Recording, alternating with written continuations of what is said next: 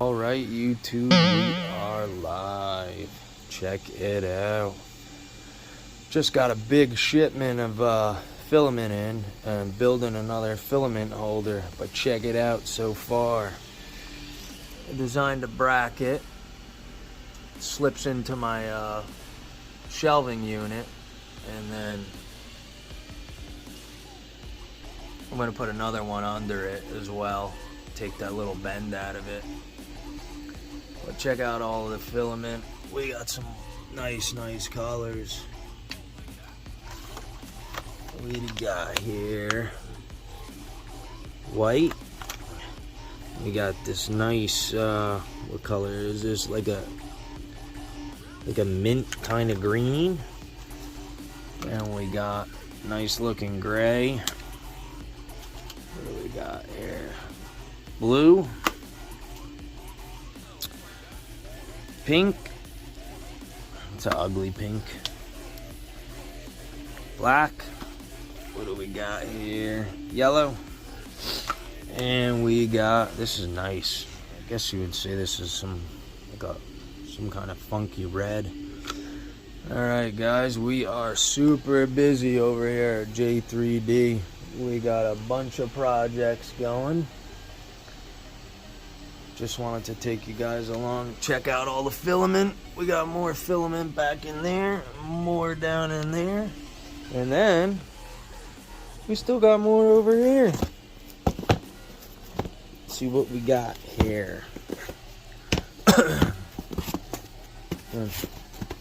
And we have, oops, sorry about the phone. This is a wild looking blue.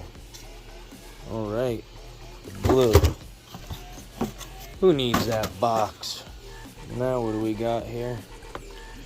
Look at that fluorescent yellow. Nice.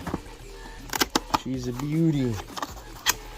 It's RC racing season and everybody wants their 3D printed parts and holders and all that good stuff. So we're firing on all cylinders.